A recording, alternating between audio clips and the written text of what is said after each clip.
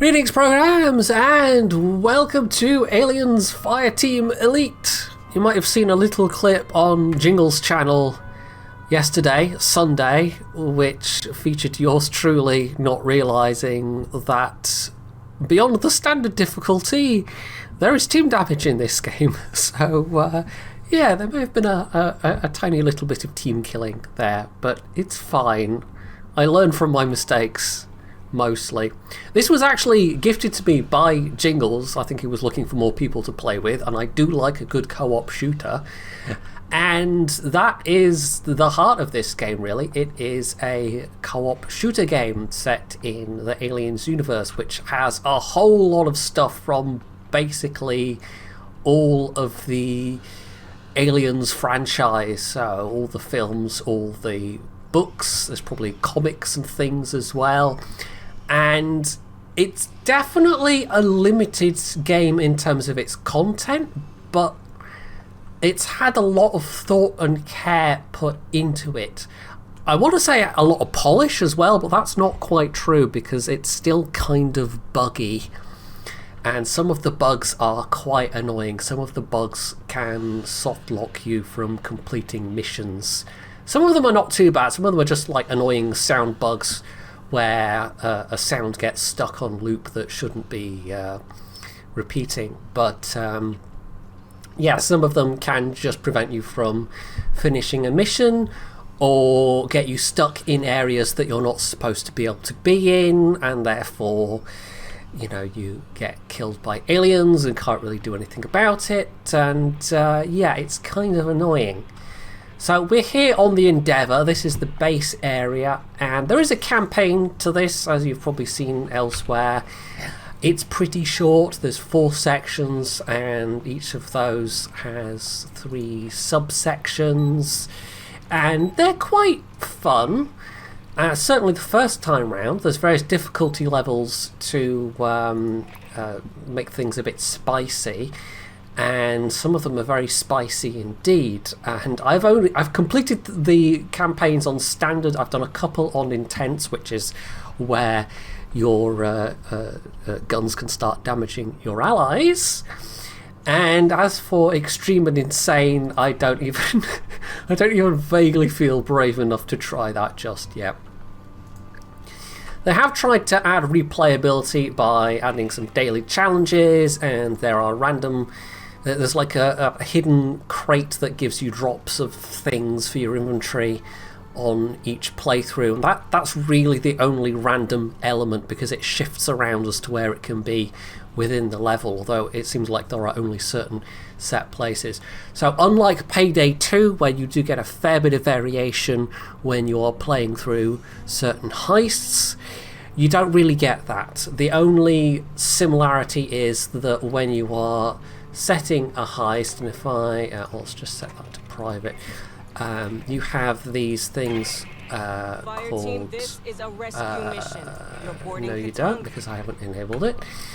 Let's see, challenge cards. So that basically functions the same as the mutators in Payday 2, where you can have various things happen. So for instance, if you dodge roll, the delay before you gain stamina doubled, but you get over double the experience. You've got one with no HUD. You've got one where you get stuck with your very basic backup weapon.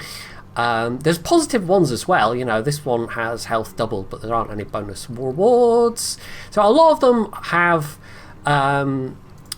some kind of challenge to them, but you get an extra reward, and some of them are just positive things.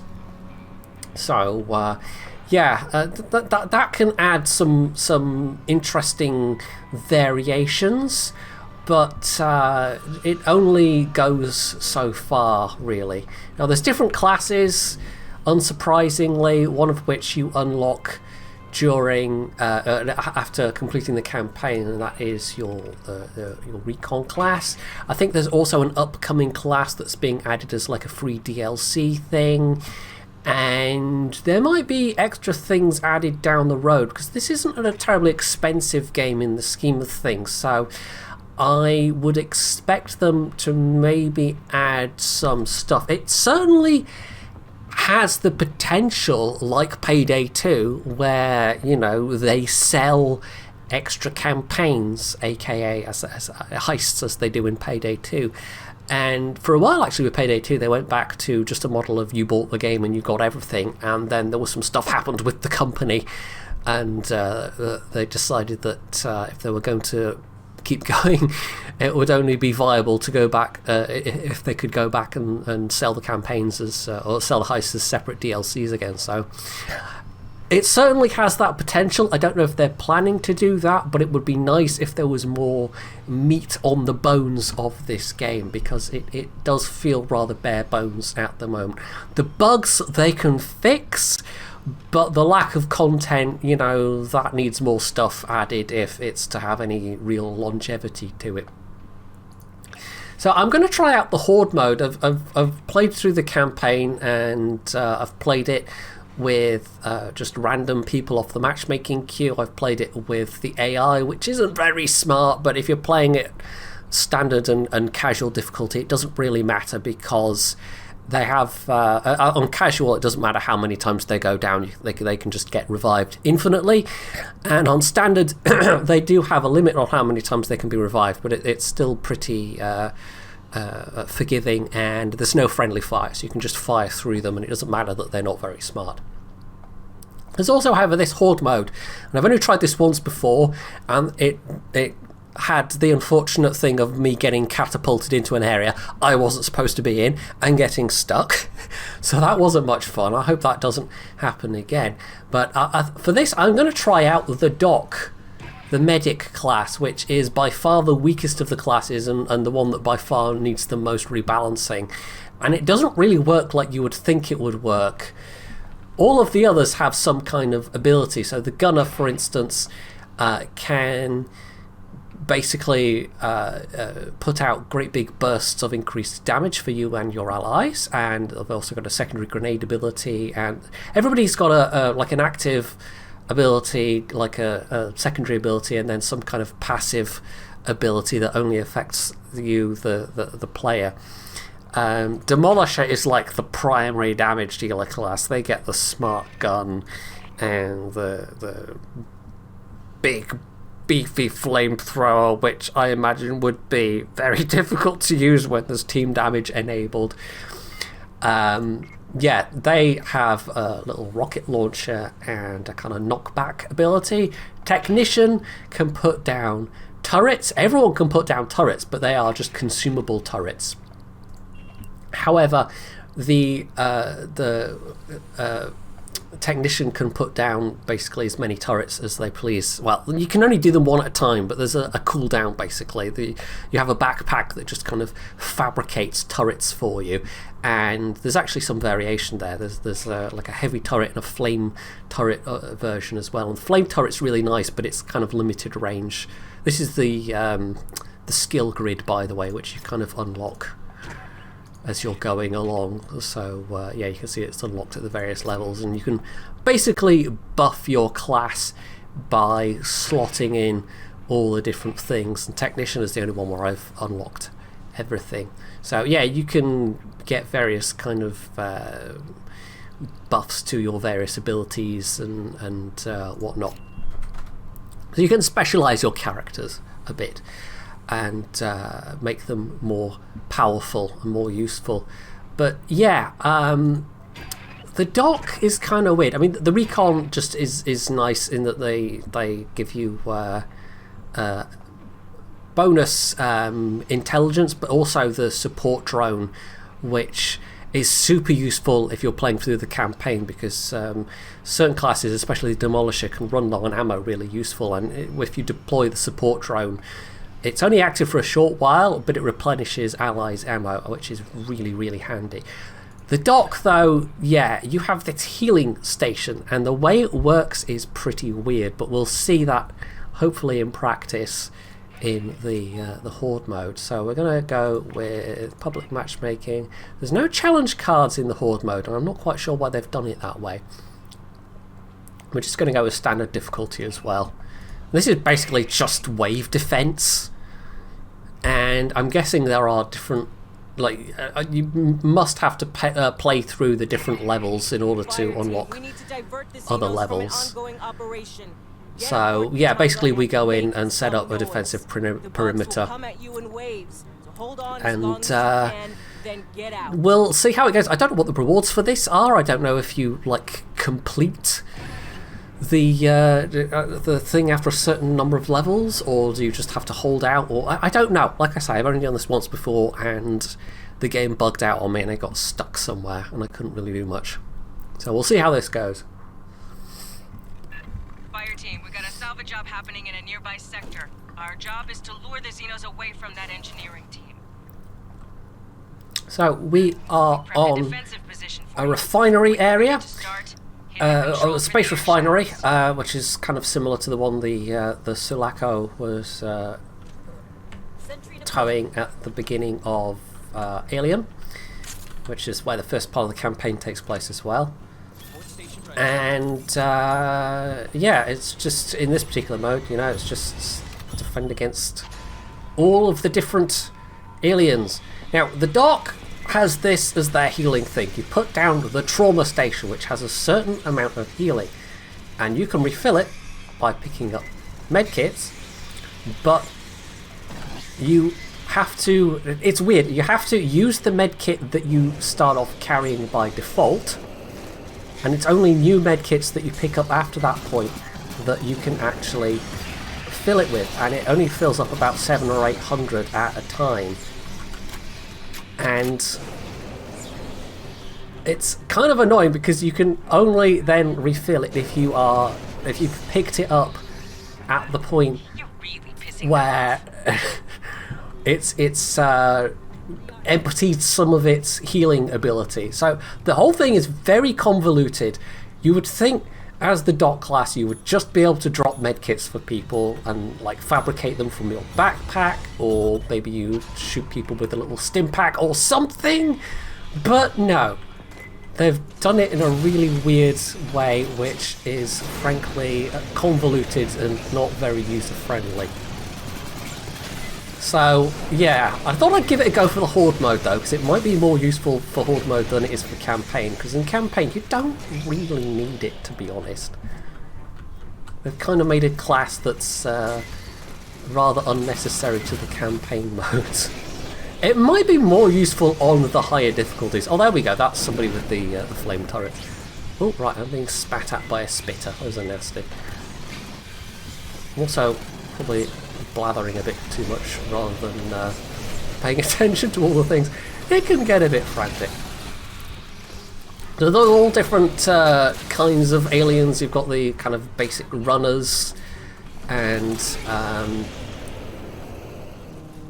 they just kind of run up to you, and everybody has acid blood, so that's fun. And then you've got the bursters, which run up to you and splat you with a big spray of acid. You've got spitters, which spit acid at you, and then you've got the big warriors and drones, and yeah, and there's also one or two new things as well. I mean, there's a couple of things from Prometheus. There's the little white crab things which you encounter on different levels. You've got the face huggers, and you also have kind of like, I don't know what to describe them. They're kind of like pig things, except not really. They're like boars that charge at you, basically. That was the thing that catapulted me the previous time I was playing this. Right, I should really pay attention. There's probably other stuff I haven't talked about though. I mean, weapons, things you can, like, oh, that's a spitter. Like the basic starting weapons are all pretty good, but you unlock other weapons either by requisitioning them with the currency that you earn from playing through the campaign, and there's also ones you can just like, oh, there's a face hugger. Yeah, you can like unlock them by requisitioning them from the quartermaster guy on board the Endeavour, and also, yeah, you can just like get them as rewards for completing missions. Or sometimes I think in the hidden crates as well, although it tends to more be weapon parts, because there's weapon parts as well. You can change things up a bit if you want to emphasise certain characteristics on your weapons. Although there's not that much variation, so you can't drastically change the nature of your weapons. You can have different sights that give like extra accuracy or extra stability or whatever. There's also weapon levels, which is nice. The weapons do level up as you use them, and it's not tied to the classes. The weapon levels are independent from the class levels, so you can have the same weapons on different classes, and they will be the same level. So you could put up to a level. You can get up to level 4 weapons. So you could put your level 4 weapon on a level 1 class and get all the benefits of having that. Oop. You'll notice, by the way, you don't get any reticle when you're just. Well, that's a lot of bursters. When you're just hip firing. So it's they've definitely set it up so that they want you to be aiming down the sights where possible. I don't know if there's any skills that let you hip fire more effectively. There might be some for certain classes, like I don't know, maybe there is for the gunner. Ooh. Now in this mode, I don't know quite how it works, but there's one of the ramming ones, the crushers. Yeah, the medkits kind of appear randomly, and I don't quite know the mechanic behind that. But that's fine for me. This is why I was thinking maybe the doc class might be a bit more useful in Horde mode, because in the standard mode, basically as many players are playing, you have like one medkit per player.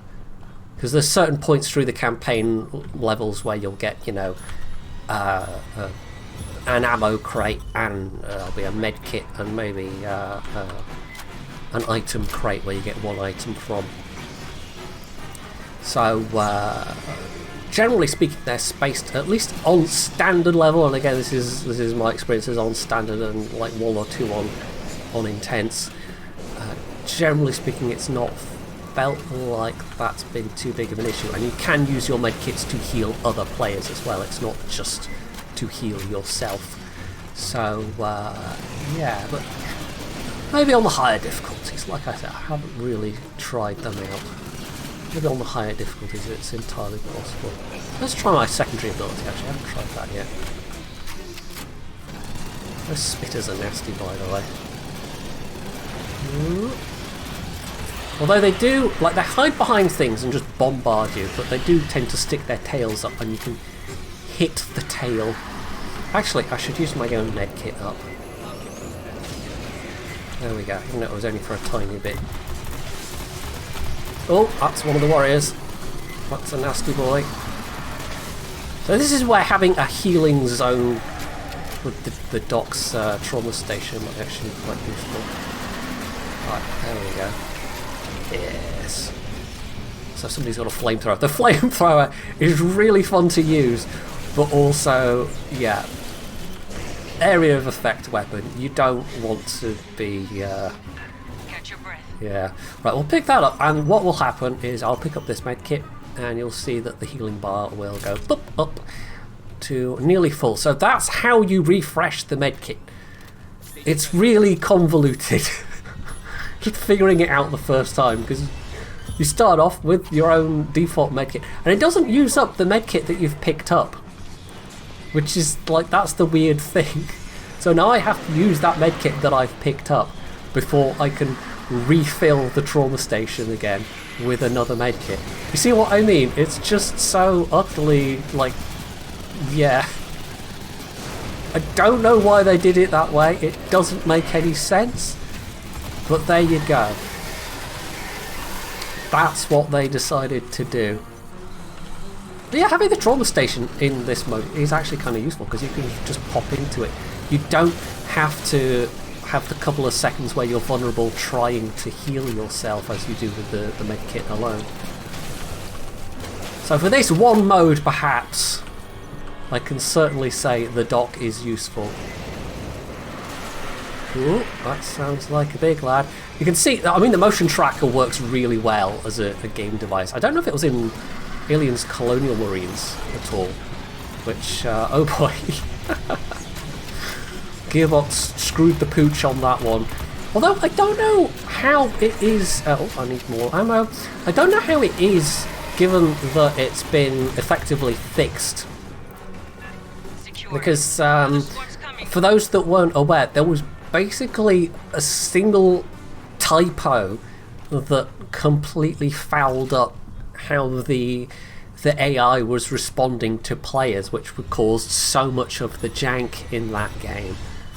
And it probably wouldn't have been a great game otherwise, but I've been tempted to... I probably should have. Someone on YouTube somewhere will have played through it with the fixed AI, surely, to see what it's like.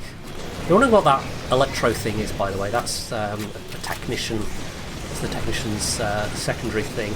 They get the turrets, but they can also put down those which are basically little go slow zone creators. I've not said that in a particularly elegant way, but yeah, any enemies passing through it get kind of zapped and slowed down, essentially.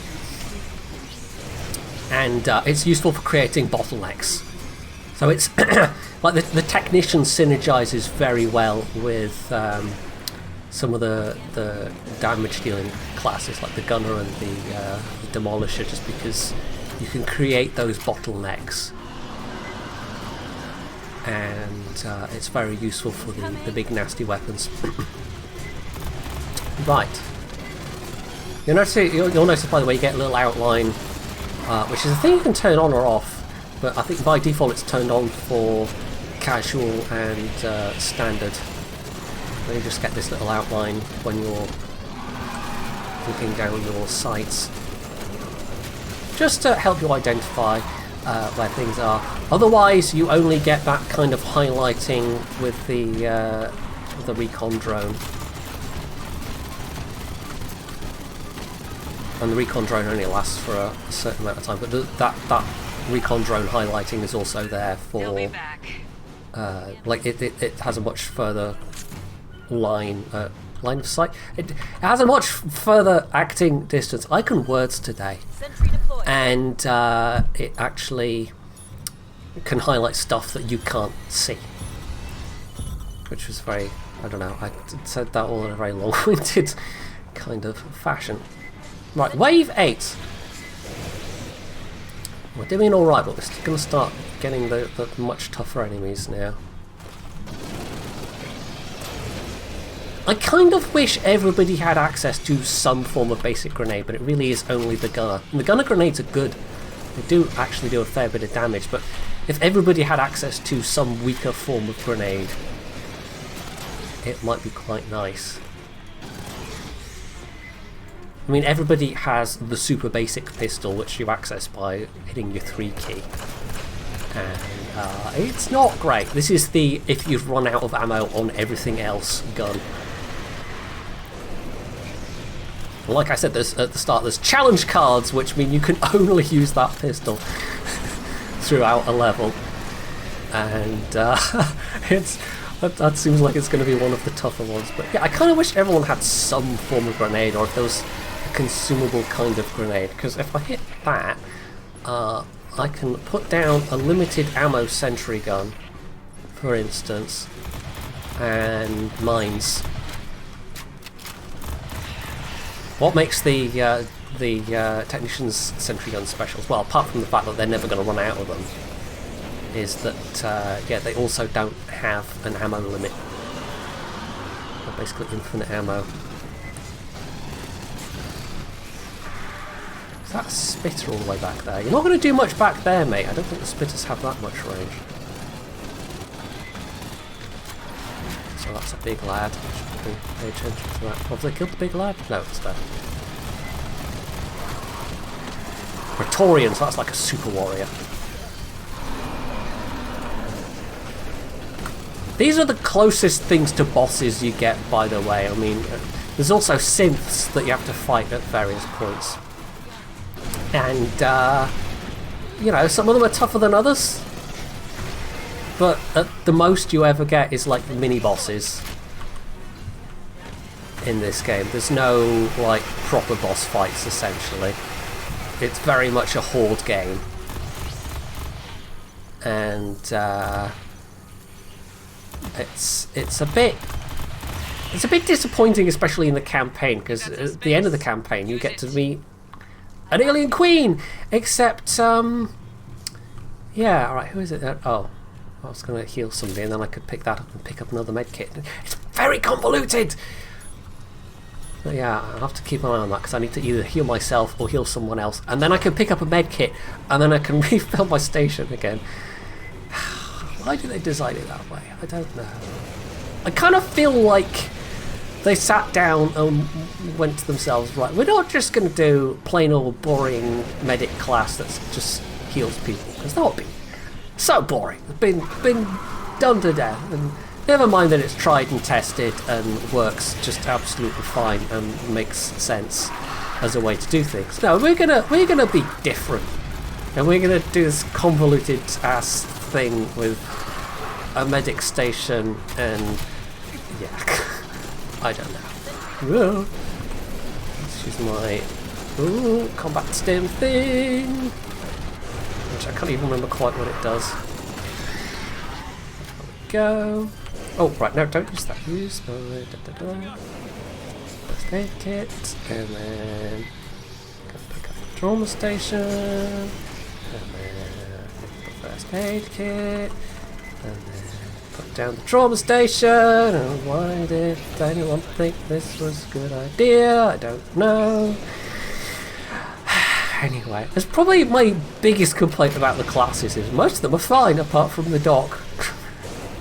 I really hope they rebalance the dock. Everything, every video and every review I've watched on this game, it's been a constant theme of the dock is rubbish, and so yeah. It's kind of an overwhelmingly common bit of feedback that the devs would do very well to pay attention to. You might have noticed, by the way, there's been no communication between any of us. There are, there's a hotkey, and I can't remember what it is, but you can basically flag things for your allies to say, come here. So if you want to say, oh, I found a hidden crate, or here's a med kit, or, you know, whatever, you can do that. But beyond that, there doesn't seem to be any way of communication. I haven't found any in-game voice chat. I haven't found any way to communicate via chat. So they're basically, this is unusual for a co-op game where you can just match, you know, have random matchmaking with complete strangers. Yeah, it doesn't have any way of communicating with those strangers, and I guess, you know, in terms of having less work to do for the developer, it sort of fits in with the whole limited budget feel of the thing. And it's almost a little annoying that you can't at least use text chat or have some kind of communication wheel or something. Because there are times when it would be jolly useful. Right, let's pick up that med kit and get that replenished. Fortunately, unlike the sentries, this does not have any kind of durability. Sentries can be destroyed by the aliens. Right, let's actually grab some more ammo right quick. I'm using just the standard pulse rifle. I think this is the only character or the only class where I have the standard pulse rifle. Some of the weapons are quite nice. There's an assault rifle I got called the Kramer, which is a nice, good, funky sounding thing. I don't know if there's any of the weapons that are bad necessarily, but there's some that are definitely more useful than others. Whoop. Yeah. You don't want to be next to the bursters when they go off. You really don't. They're nasty. Whoop. Prowlers are like the ambush one. They kind of jump on top of you and you get this little quick time event of hitting you WASD keys in a sequence to get it off you quicker. You'll always take some damage, but the quicker you can get it off, obviously, the less damage you take. So there we go, that's someone using the look over here ability. Oh, there's two of them at the same time, crikey. Right, well, here's where having a healing aura thing is pretty useful. Ooh. Right, there's also a spitter somewhere. Ugh. How do I... Yeah.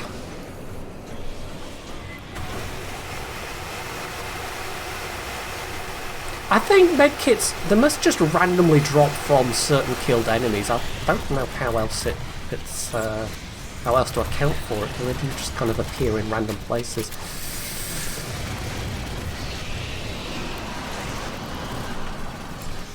And that's an enemy that just fell through the floor. Okay, yeah, this game is a bit buggy. I mean, most of the time it's fine, but yeah.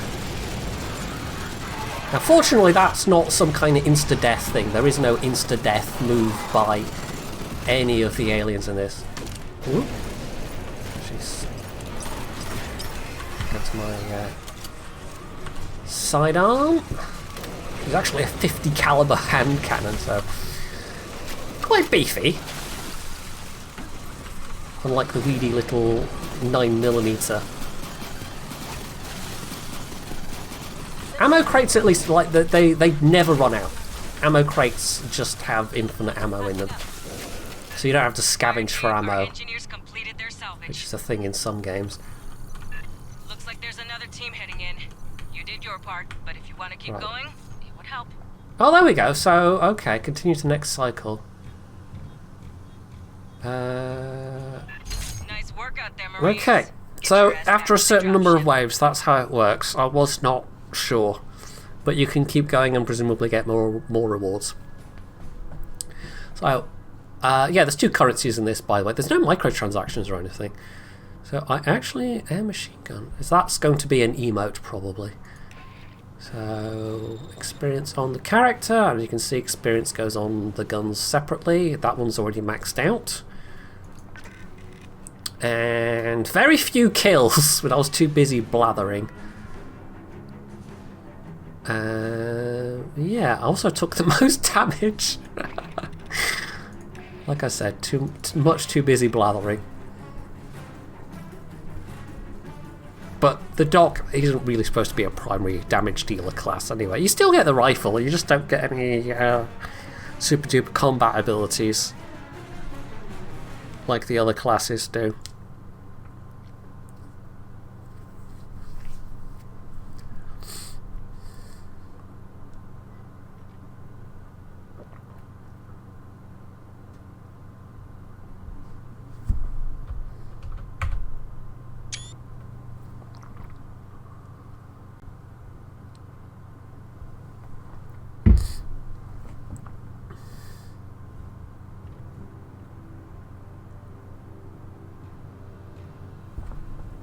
So before I wrap this up, I might as well actually go and take a little look at the requisitioning thing. There are various people you can talk to do with story stuff, and if you find, where is it, inventory? There's little bits of intel scattered through the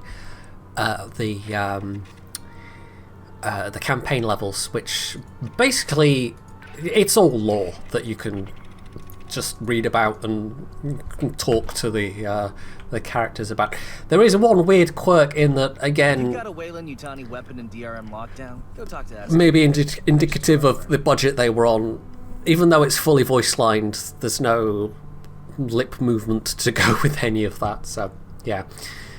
So the second currency, this stuff, the rep script, basically it used to, like, you can unlock different uniform variants or hats, or go with the medic hat. Actually, let's buy that. Just enough for that. Completely cosmetic, doesn't do anything. There's also different colours you can buy for the guns, although you also can just find those in crates, and I've got very nice orange.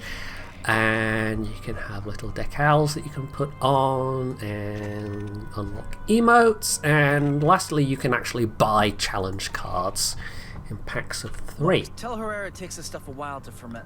All requisitions come with So cornbread. let's go to the main requisition store though, and you can see, yeah, there's various guns that you can buy. I don't think you can find these ones or unlock these ones by playing. I think these ones you have to buy. The attachments, on the other hand, yeah, you do find those in the levels. Although again, this particular list, maybe you have to buy them. I'm not entirely sure. And then you've got, actually you can buy perks as well. So this one, for instance, headshot kills reduce the cooldown of combat stims by 1 second. And the universal perks are kind of, you can use those to synergize with all the classes. You actually get kind of level 3 versions of those that you just unlock, but these ones take up an extra space on the grid and have like an extra 4% effect. So I don't know if it's necessarily worth it with those, to be honest. The last thing you can buy here is consumables. I'm actually buy just a couple more of the consumable sentry guns while I'm here. And again, you can find these on the levels, but if you're using a lot of a particular one, then you can buy some more. So, I think we'll wrap things up here.